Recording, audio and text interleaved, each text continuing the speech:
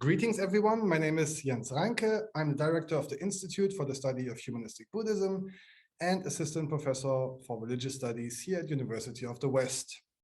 I warmly welcome you in the name of the Institute to our, I think it's the 5th installment of our monthly lecture series, Modern and Contemporary Buddhist Encounters in the Southern Sinosphere. The lecture is organized by the Institute Scholarly Working Group with the same name, which is part of the Institute's overarching initiative to promote the multifaceted study of Chinese Buddhism under the global condition. The working group examines post-19th century entanglements amongst Buddhist actors and their surrounding societies throughout the Southern Sinosphere, a region comprised of the South China Sea and its bordering countries. I'm particularly excited to introduce today's guest, who's not only an outstanding scholar of Buddhism, but also a dear friend, Dr. Wei-Yi. Dr. Cheng is speaking today on migration, Mahayana, and Buddhist mobility, Vietnamese Buddhism in Taiwan. Dr. Cheng obtained her PhD degree from the School of Oriental and African Studies at the University of London. She is currently associate professor and also chair of the Department of Buddhist Studies at Fulan University in Yu Lan, Taiwan. Her main research interest is on contemporary Buddhism and gender, and in recent years, she has focused her studies on transnational Buddhism, focusing on Sri Lankan Theravada and Vietnamese Mahayana Buddhism in Taiwan. So before we start the lecture, just some few more words on the format of today's event. Dr. Cheng will give her presentation for about roughly 40 minutes, followed by 20 minutes Q&A. The Q&A session will be moderated by the Institute's research assistant, Dr. Vivian Walters, I think here. If you have any questions during the talk, please type them into the chat box and Vivian will read them during the Q&A session. So without further ado, please welcome Dr. Wei-Yi. Thank you, Jens. Hi, everybody. It's great to be here, and I see a few familiar names. Hi, Mandy. Hi, Elisa. So nice. I'm so surprised, but it's so nice to see you here as well. Okay, so today I'm going to talk about a little bit of my ongoing research. So this is ongoing research, and so any suggestion is welcome. The recent years, I think since 2017, I have been working on Vietnamese Buddhism in Taiwan. So this is a topic Jens suggests me to present to you today. Primarily because when we talk about Buddhism in Asia, a lot of time we think about, okay, perhaps in this area is Mahayana, or this area is Theravada. The reality is actually a lot more complicated.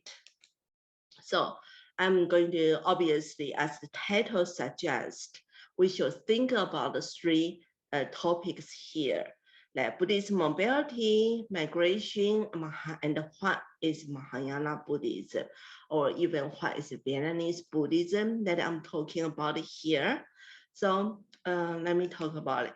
As I said earlier, the reality of Buddhist culture or Buddhist traditions is very complicated. This is the famous map from BuddhaNet. But for anyone who knows anything about Buddhism in Asia, this is a very inaccurate map, because taking Vietnam as example, it just simply categorizes it as Mahayana Buddhism. But in Vietnam, there is also Theravada Buddhism. So does in China or Japan, Theravada Buddhism has been there for a long time. So this is quite an inaccurate map to suggest whereabouts is Buddhism. However, it primarily gives us the idea that Buddhism is mobile. It's been traveling since its earliest days, and it has spread around Asia, even though there are places you may not argue that it is a Buddhist country, as we might suggest. But there's always the strong presence of Buddhist elements in the culture or in the religion take Taiwan as example. Here the map suggests Taiwan is a Buddhist country. It has like Mahayana Buddhism. Yes, Mahayana Buddhism has strong presence in Taiwan's cultural and religious discourse. However, most people will not identify themselves as Buddhists per se. Mostly it's just combination of different kinds of religious elements, Chinese religious as well, and also perhaps some people don't feel it's a contradiction to go to church one day and then Buddhist temple the other day. It's kind of very fluid. So religious identity is really a complicated, also a very contestable idea. So we have to say this map, a map like this one, is inaccurate in many ways. So we're just looking at it. Looking at this, Vietnamese Buddhism in Taiwan, first of all, we look at migration.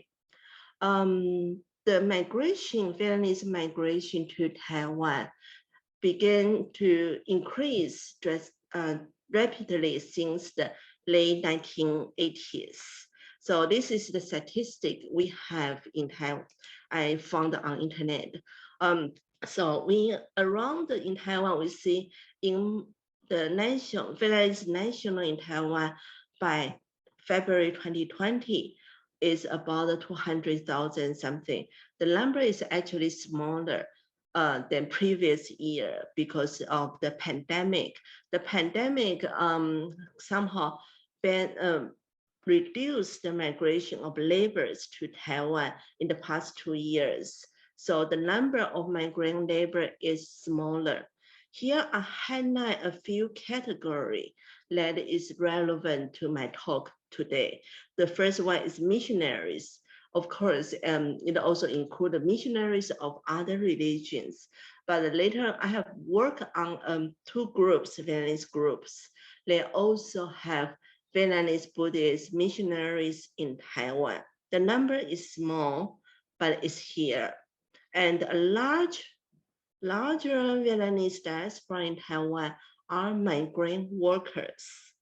And here we see among the migrant workers, the gender plays a very important role in segregating the kind of jobs they do in Taiwan.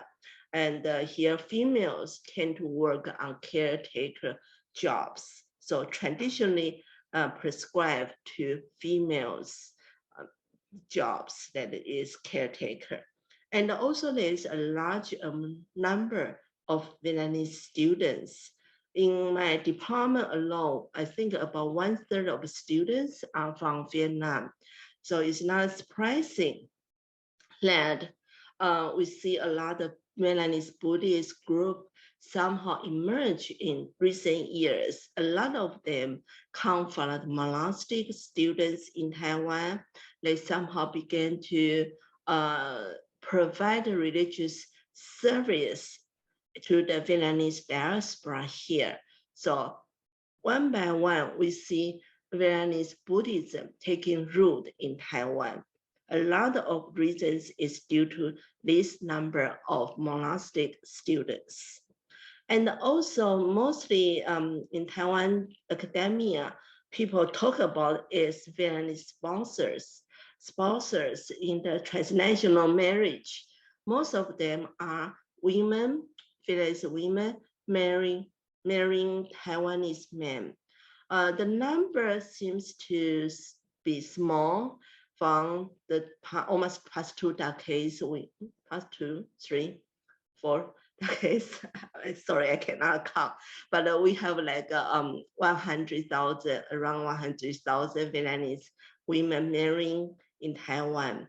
However, the number seems to be small, but if you consider that Taiwan is going through a very low birth rate, that this kind of transnational marriage actually changing Taiwan's demographic constitution in the way that we see there's a growing percentage of school children. I forgot the exact number, but I think it's somehow between, it's, I don't remember the exact number, but I think it's somewhere near 7% of the school children in Taiwan are born to at least one Vietnamese parents.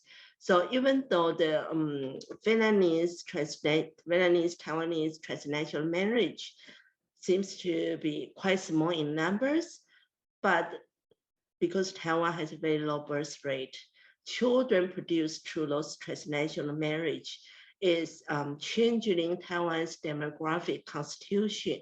So much so, Vietnamese language is now one of the elected courses in Taiwan's school curriculum. So especially in rural area, like where I am now in Yu Lan County, you can easily find Vietnamese shops at streets, Vietnamese diners. So, and easily that my students who told me now there are many Vietnamese, Taiwanese students in the school. That is a lot, the number is increasing. So in a way, the transnational marriage is changing Taiwan society a lot more than the migration of laborers, even though the number of women in transnational marriage might be smaller than migrant laborers. So that is the background of Vietnamese migration in Taiwan. So in a way, even though the pandemic has banned the entrance of migrant laborers in the past 2 years, so the number we see here today is smaller than previous years before the pandemic. But what we have to pay attention to is these missionary, monastic students, and also how Vietnamese culture being taken root in Taiwan. And a highlight here, we will return later, is this gender aspect of this Vietnamese migration.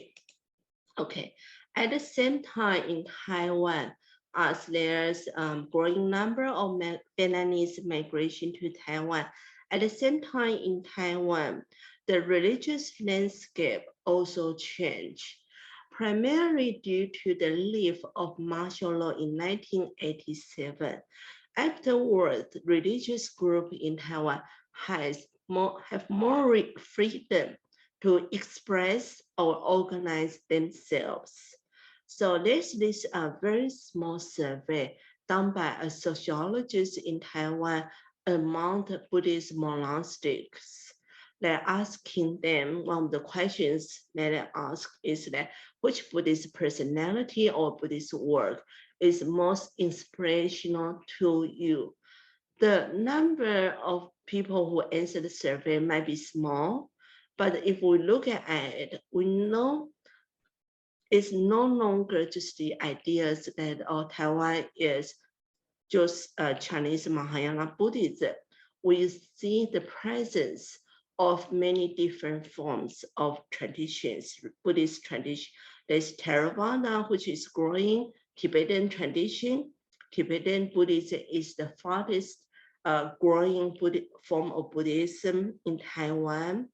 And even though when we talk about Buddhism in Taiwan, we tend to talk about 人间佛教 or humanistic Buddhism. It is not cited by monastic of this survey as the dominating influence of their religious aspect. So we can see there's a lot of diversity in how Buddhist monastic see themselves in Taiwan. So today I can say that Buddhism in Taiwan is very diverse. We have Theravada, Tibetan, and traditional Chinese Buddhism, of course. And also there are many new forms of new Buddhist movements that may be controversial in the eyes of Buddhist establishment here. So this is the background I'm talking about, but so you can have ideas. The first thing I want to ask is, what do I mean by by Vietnamese Buddhism? Previously, I did my field work in Sri Lanka. Sri Lanka being different languages, different Buddhist traditions. So that's very foreign to me. But when I went to Vietnam, I kind of have a cultural shock. A cultural shock, not because it's so unfamiliar, but because it looks so familiar. There are Chinese characters that in most of Buddhist temples I went to, I visit, at least, I mean, the older temples. In new temples, of course, Vietnamese writings has replaced Chinese characters. But in older temples, there are Chinese characters almost everywhere. And also the Buddhist statues that we see on the temples, for me, they look so familiar that it's almost like Chinese, like these statues of Guan Yin here in Ho Chi Minh City. And I said, okay, this looks like Chinese Guan Yin. What is she doing in Vietnam? So that is my first cultural shock, because coming from Sri Lanka, everything is so different. For me, Vietnam looks so familiar. However, as time passed, I began to see there are quite a lot of difference between what I say about the Vietnamese Buddhism or what I would consider like Chinese Buddhism. There's quite a lot of differences. What I want to stress that in the perhaps not to this audience, but among my students in Taiwan, whether they are Vietnamese or Chinese, there's a common way of saying that Vietnamese Buddhism is sort of Han Buddhism, Han Chinese Buddhism. That is contestable if you want to look at it, the development of Vietnamese Buddhism throughout the history.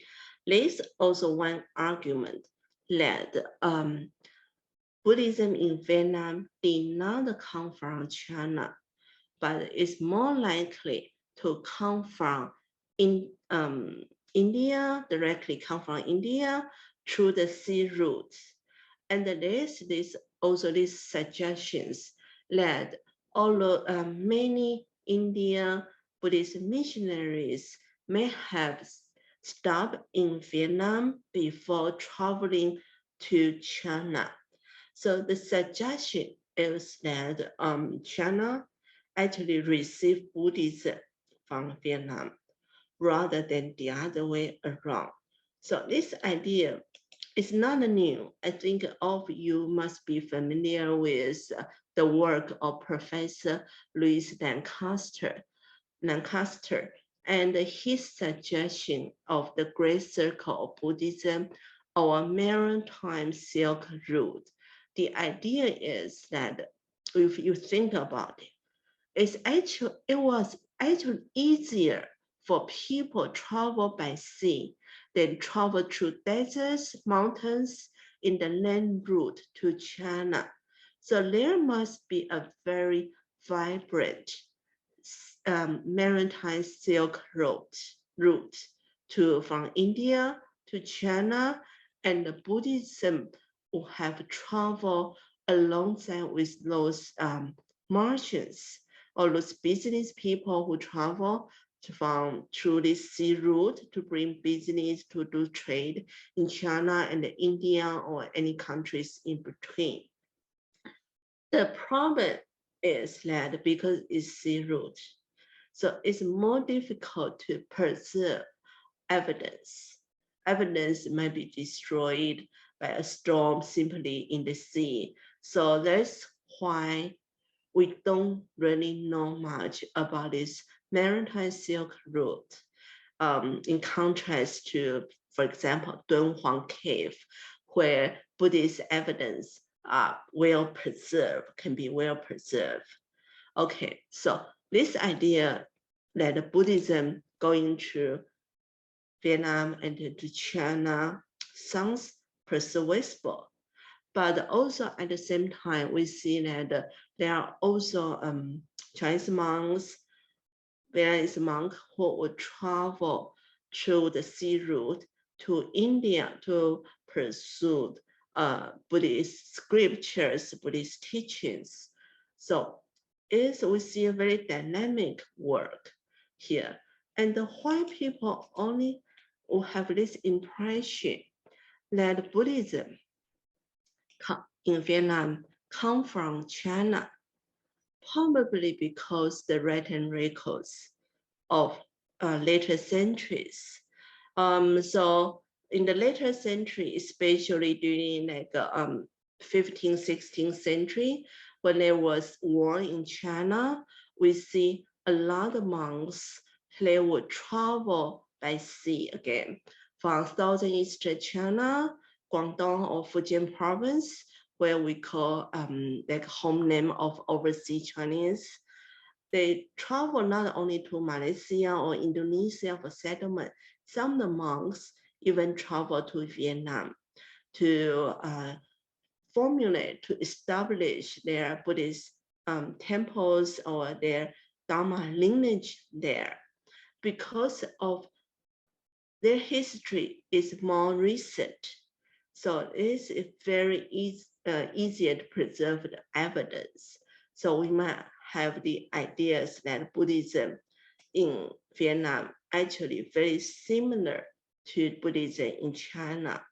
And of course, we actually know that there are, even from the earliest days, there are many Vietnamese Buddhist lineages that actually were established in Vietnam rather than being transmitted from China.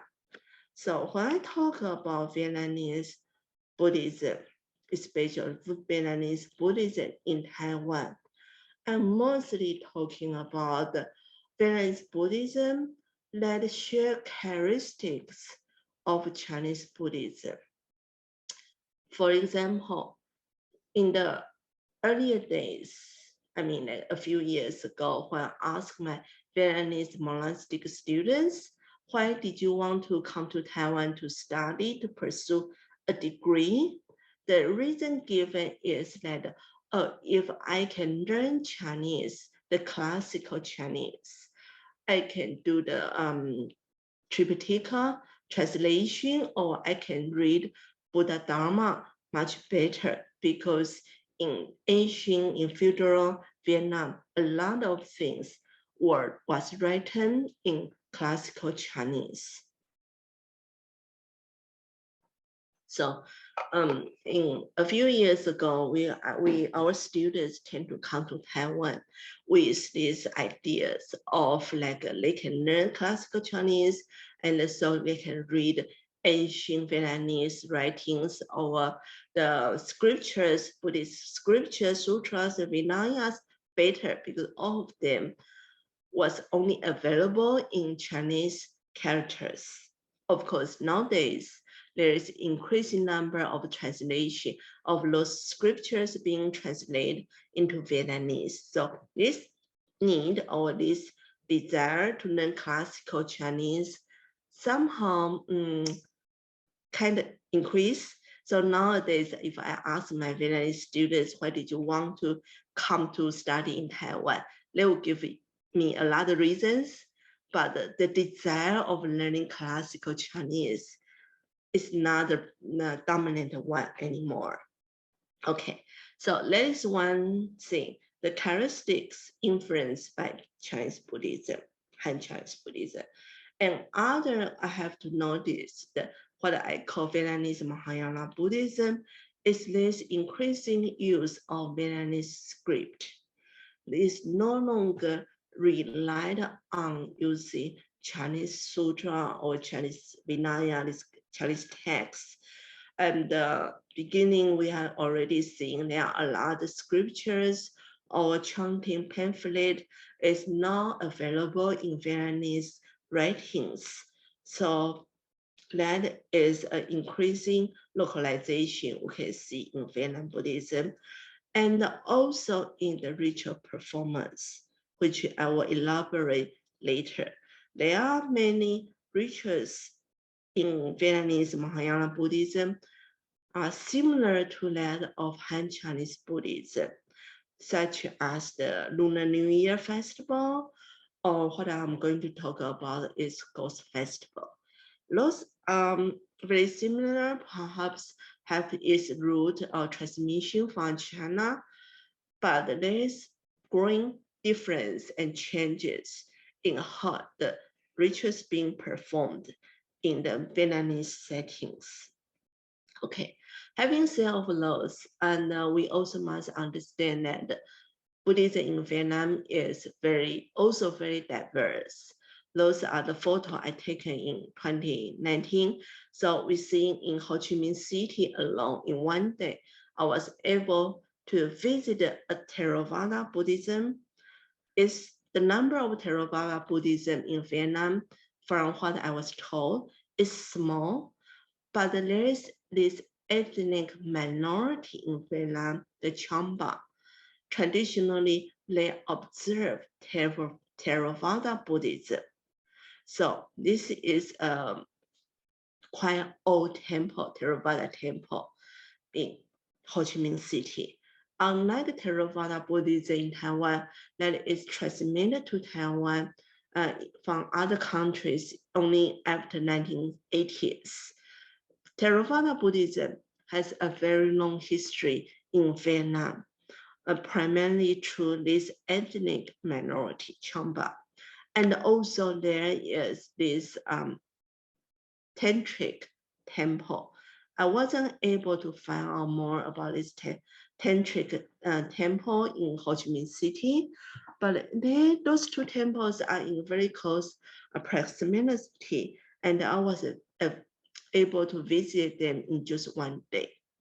And of course, we all know Tina Han, the father of mindfulness, that his influence is so great, is throughout the world and also in Taiwan as well. So when I talk about Vietnamese Buddhism, I'm limiting myself to the form of Buddhism that share characteristics of Han Chinese Buddhism, and excluding all those form of Buddhism that exists in Vietnam, but perhaps smaller in number, and I have not been able to find them in Taiwan. Okay, so one of the rituals I'm going to talk about is something I have been observing and trying to find out more until 2020, when all Buddhist ceremonies had to be canceled. It's called Fulan Festival. It probably has its root popularity in medieval China. So in China, we call it Ulan Sutra. It has the ideas that in this specific day, the 15th day of the 7 months of lunar calendars, that people must conduct this ritual in order to give your deceased relative the merit. And also you must give dana, must give offerings to the Sangha, so that you can generate merit, which can benefit your deceased relatives. And this, of course, is ideas that, oh, you do some good in while you are alive and pass on this, transmit this merit to your deceased relative. Is not new in Buddhism. I also see the similar idea in Sri Lanka Theravada Buddhist practice, except that in Sri Lanka, I have not seen a specific Buddhist ceremony, this Dharma function, being how do I say, prescribed specifically to a sutra, Ulaanbaatar Sutra. Of course, where does this Ulaanbaatar Sutra come from is a very contentious issue. Some people say, okay, it might have transmitted from Central Asia, and some people say that, okay, it might have borrowed from Taoist tradition. We don't know that. We don't really know its origin, but we can say that this Ulan festival is very popular in the Chinese Buddhism as well as in Vietnamese Mahayana Buddhism today. Oh, it has been popular for a long time. In English, it's usually translated as Ghost Festival. Probably because the ideas that in this Ulaanbaatar Sutra, the monk's mother become a hungry ghost. So the monk, the character, has to give offerings to the Sangha. So however, this is very inaccurate translation. So because this festival either in Chinese form or in Vietnamese form has more to do with filial piety, how you repent, how you think about giving your gratitude to your parents, rather than about ghost.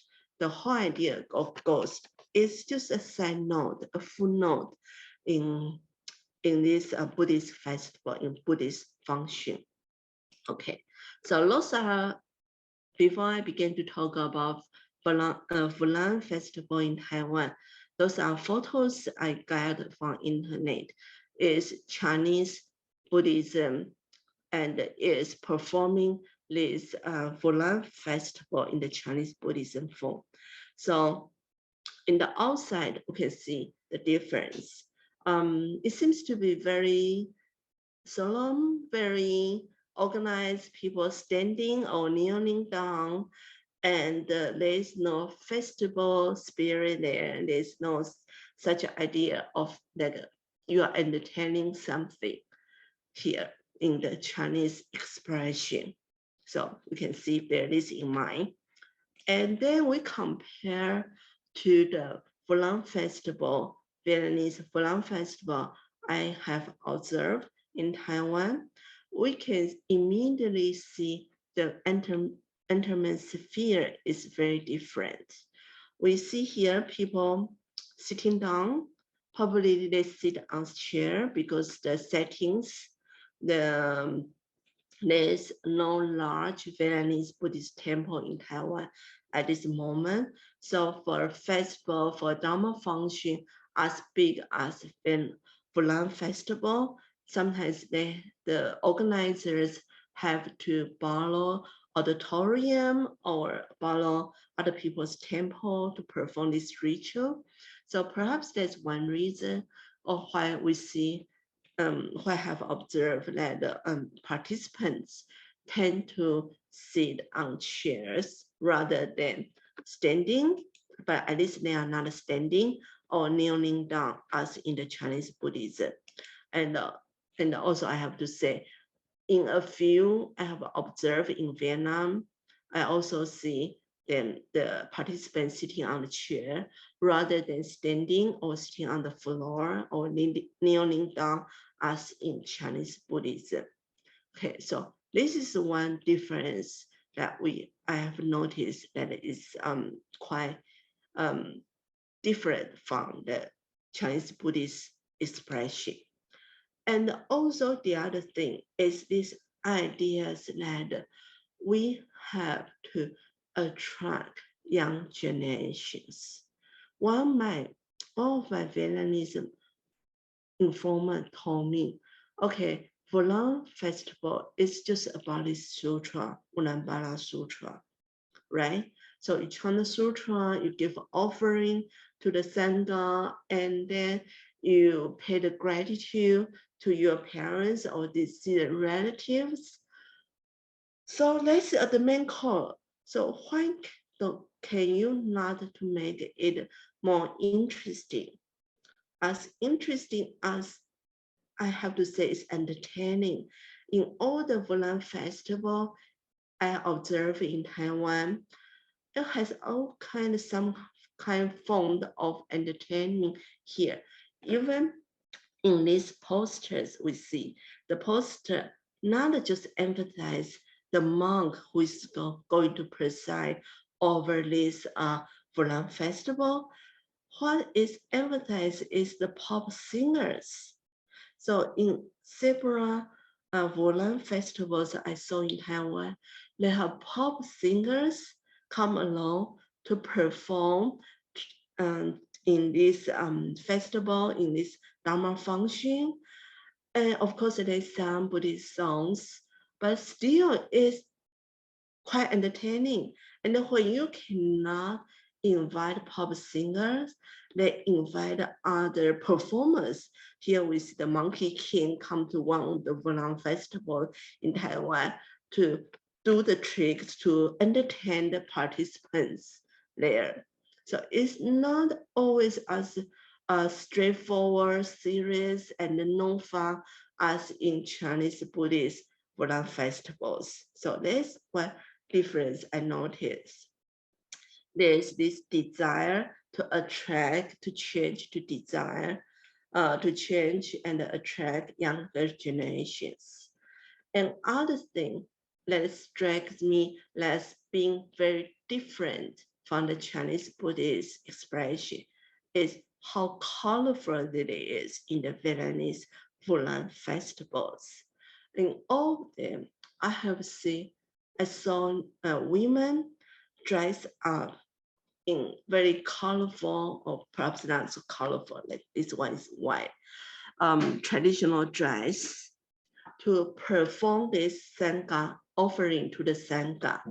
So sometimes they perform the offerings as gifts or flowers. It seems to be one of the regular procedures in the Vietnamese Fulan Festival.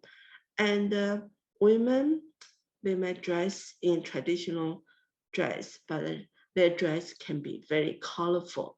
So this is something I found very striking, shock, at least to me, coming from a Chinese Buddhist background, because in Chinese Buddhist rituals or the ceremonies, we tend to stress the ideas of zhuangyan, or that you have to be really majestic and serious in the outlook.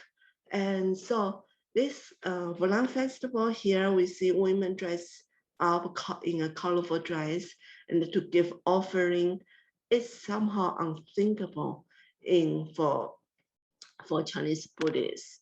And also not to mention the entertainment aspect in these Fulan procedures.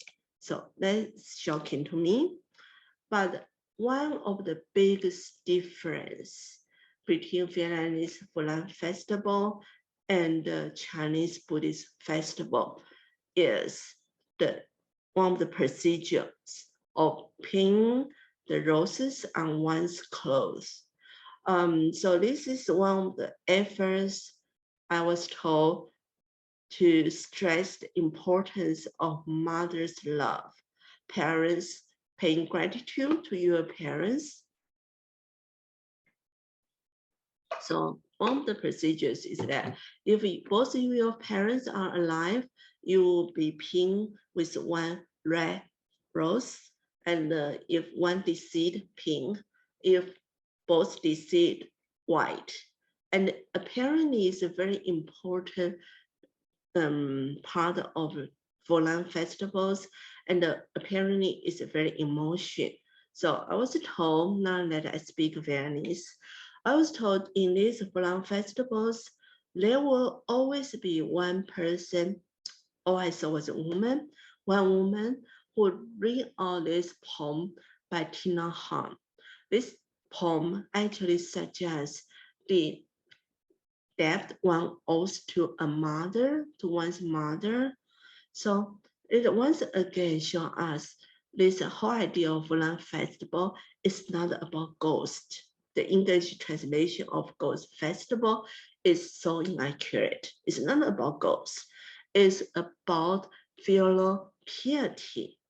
So in one of the Fulan Festival I saw in Taiwan, they also included in the procedure is to ask children, whether they are young or adult, perhaps you cannot see in the photo there, it's more down there, young or adults, children, to kneeling down in front of their mother. Why a mother? Then you might ask, where is the father? Well, the father is not really, the number is limited. Okay, so they kneeling down in front of their mothers, and then they wash their mother's feet. And a lot of mothers were so moved, they tear down, they began to cry. So this is a very emotional procedures, but it also shows that the whole point of Fulan festivals is not about ghost, but about filial piety. Okay, and so that's the difference I have observed throughout the Fulan festivals in Taiwan. And going back to the third topic, Buddhist mobility. Buddhist mobility, and we have, as I told before, the reason why Buddhism, Vietnamese Buddhism is taking root in Taiwan has to do with the increasing migration of Vietnamese to Taiwan, whether through marriage or through the migrant workers. The migration has been increased. So that's one aspect we notice. Second being noticed is the idea of religious tourism. In all the Fulan Festival that I observed in Taiwan, the presiding monk, the main monk, did not live in Taiwan. They were all invited, mostly from Vietnam, the monks, but in one occasion, a famous monk, so I was told, who actually lived in Canada. And then they come to Taiwan, not just alone to preside over Fulan Festival. They also come with a large number of lay devotees. So in the case of this monk who lived in Canada, his devotees, some of these devotees scatters throughout the world. Some of them come from North America, and some of them come from Vietnam. And then they come to Taiwan in the name of participating in Fulan Festival, but also in the same time, they're doing some tourism bid. So here we saw one of the posters is one of the monk who bring his devotees, Vietnamese devotees, to Taiwan to present over Fulan festivals. We can see from the posters, they didn't just perform one Fulan festivals in one city. They actually performed throughout many cities in Taiwan. So there's these ideas of religious tourism. It's not simply just the idea of, okay, only 5 minutes left, oh my God. Okay, so how are they connected? Mostly they connected to social media and online servants.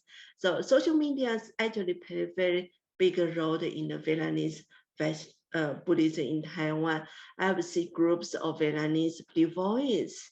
They participated not just in one Fulan festival, they would actually participate in different Vietnamese Fulan festivals. So they connect themselves through social media and with the purpose, so they said, to participate in Vietnamese Buddhist festivals in Taiwan. So they travel a lot. That's Buddhist mobility, not just inwardly, but also outwardly, and not just because of migration, but also with the purpose of religious tourism. So back to the gender aspect, we have noticed that there's a gender tradition, gender role prescribed to the Vietnamese migrant in Taiwan. Women tend to be in the transnational marriages or in the doing caretaker jobs. So that has to do with the traditional ideas of what women would do in Vietnamese culture. But interestingly, it also influenced the discourse of Vietnamese Buddhism in Taiwan. In the groups, Vietnamese Buddhist group that I have observed or deal with, is that monks, interesting, monks, they may start a group in Taiwan. They may rent a place in Taiwan to function as their temple. However, once they finish their studies or their visa expire, they will just go back to Vietnam and then pass on their temple or their organization to other monks. However, the Vietnamese monks, on the other hand, tend to think long-term stay in Taiwan. I have worked with two Vietnamese Buddhist groups. They are headed by nuns rather than monks, and both of them want to stay in Taiwan for the long term. So one group already bought a 4-story buildings in New Taipei City to function as her temple. And the other one had already purchased and then in the process of construction a former temple in Taiwan. So according to them, the reason is that monks has many sponsors or devotees back in Vietnam, while the nuns may not have so much sponsorship back in Vietnam. So nuns, according to my non-informers, may want to stay in Taiwan as career, religious career, consider them, but also because they perceive themselves as being women, so they can have more empathy with Vietnamese women in this tradition, transnational marriages. Okay, so my time is up. My ideas is summarizing here. So first of all, we have to say that in nowadays, Buddhist traditions are very complex and very transnational. We cannot just talk about one traditional in one geography area. And because people move around and communicate with one another a lot faster, Buddhist mobility, we see, has taken many different forms and spreading Buddhism in many different ways. And gender still plays a part in the Vietnamese Buddhist discourse in Taiwan. However, we also see that modernist form, modernist expression in these Fulan festivals as observed in Taiwan. And it tends to not so constrain itself in just traditional form of Vietnamese Buddhism, but they will try to modify and modernize in order to attract younger generations. Of course, it brings into the question, how do we see a group, a Buddhist organization? So is that a Mahayana? Is that because modernist, Buddhist modernist group? Or can we just simply say, oh, because the religious expression of this group or this Buddhist ritual is so different from the tradition, we can call it a new religious movement. And I would say that we really have to understand the organization or religious expression of Buddhism in terms of what happens at the turn of 20th century, in terms of modernism, and not just simply easily put on the label of new religious movement. Okay, so I guess I have to finish now because my time is up. Thank you very much. So is there suggestions or feedback? Thank you. Well, thank you so much, Wei, for this fascinating talk.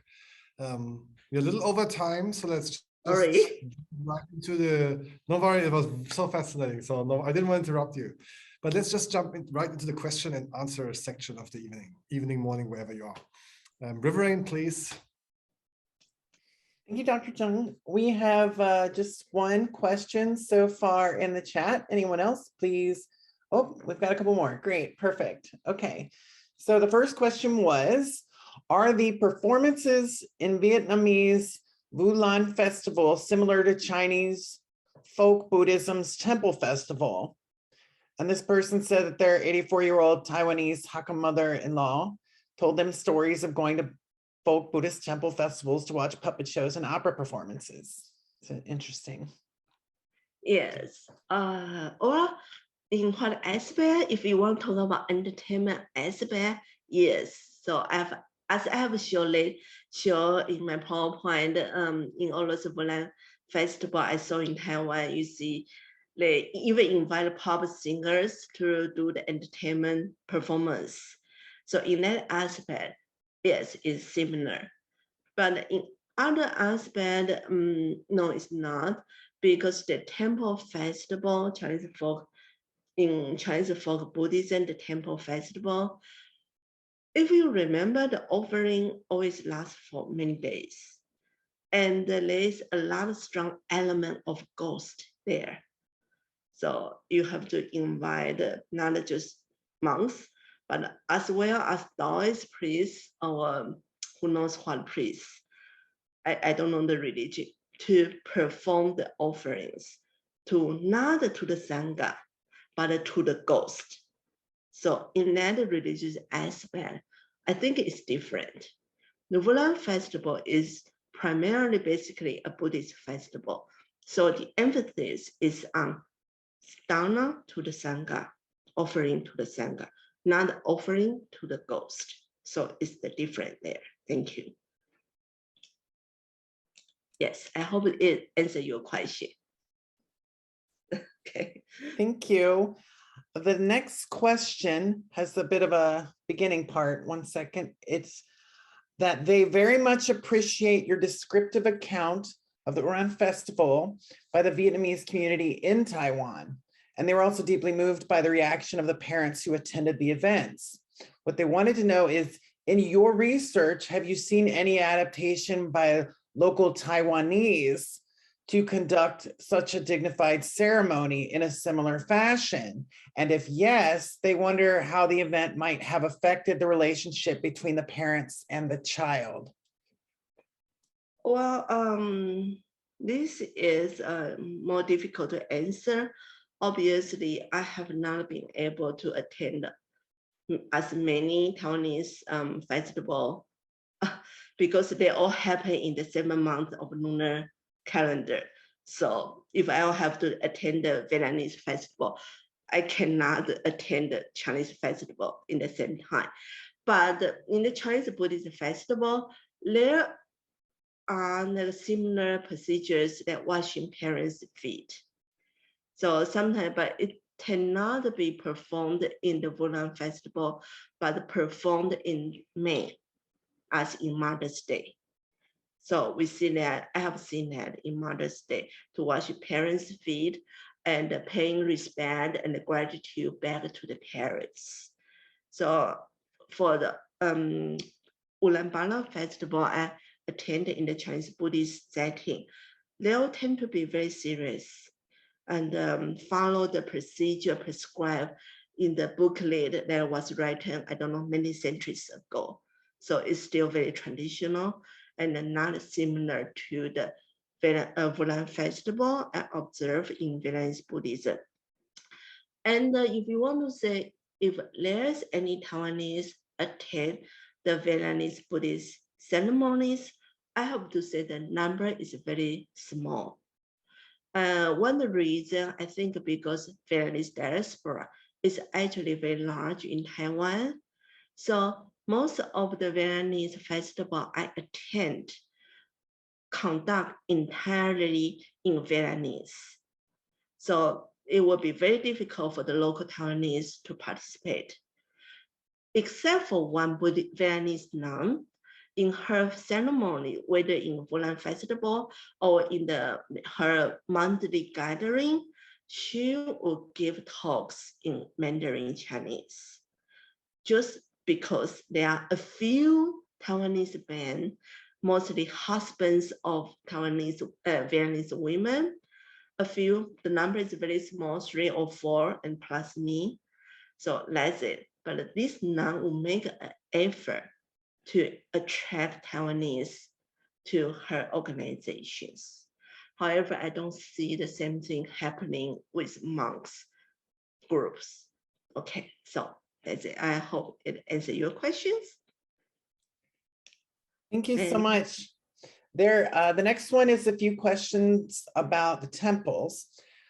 First, can you give us a picture of where Vietnamese-based temples are located within Taiwan?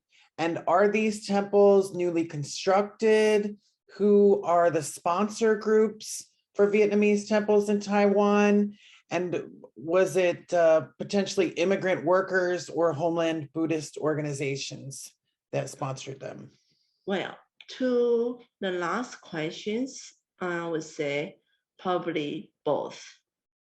I have worked with one group, Hong Fa Pagoda. It is a very big Vietnamese organization back in Ho Chi Minh City.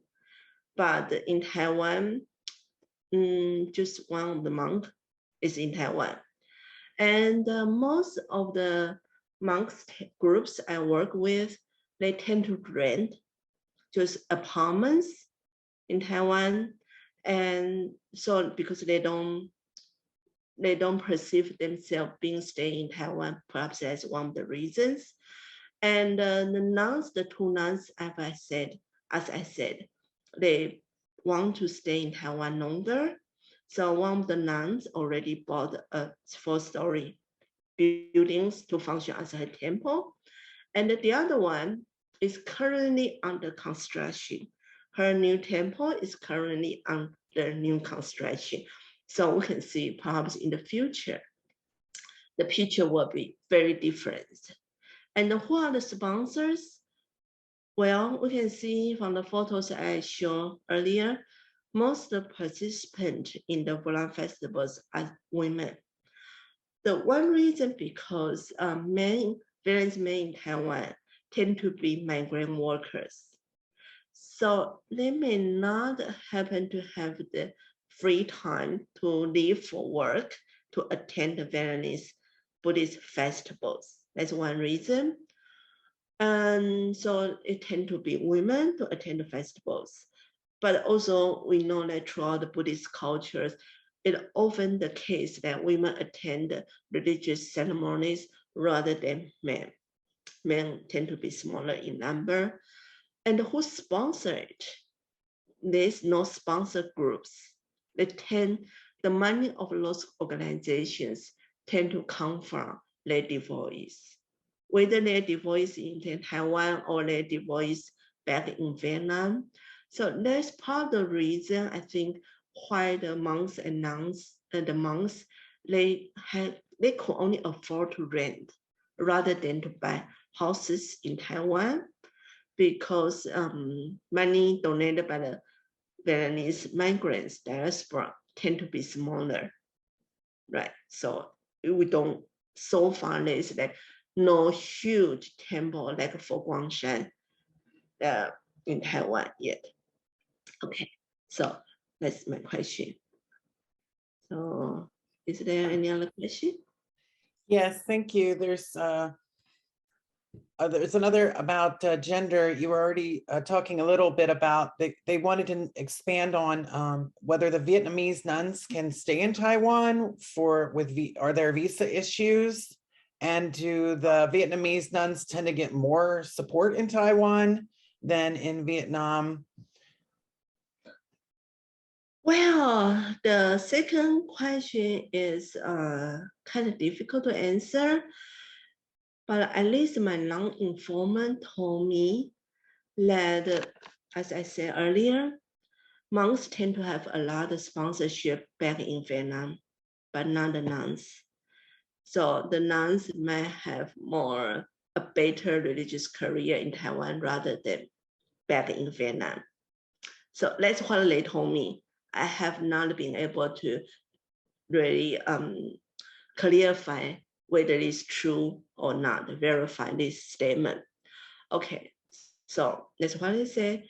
And the visa issue, one of the Vietnamese nun, okay, all these Vietnamese Buddhist groups, their founder or like members, monastic members, tend to be Buddhist monastic students.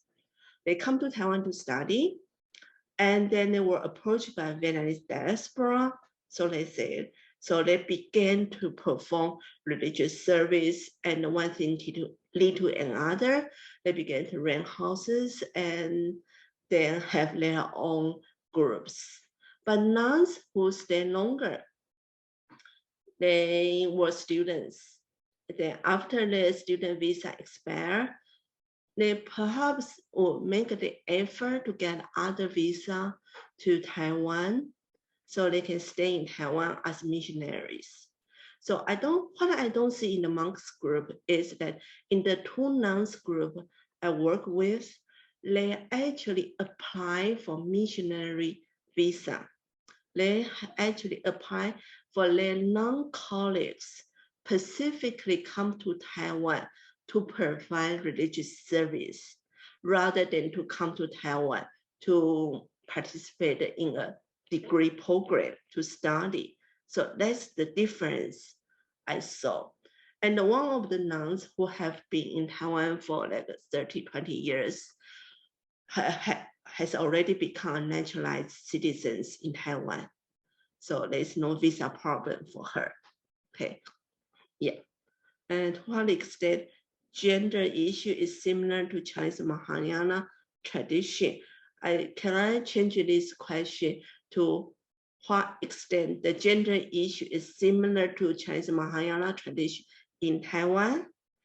Because I was running out of time, so I wasn't able to talk about this gender issue in Taiwan Buddhism. This is a question we have always asked ourselves: has there been a Buddhist feminist movement in Taiwan? We know that Buddhist nuns in Taiwan always outnumber the monks.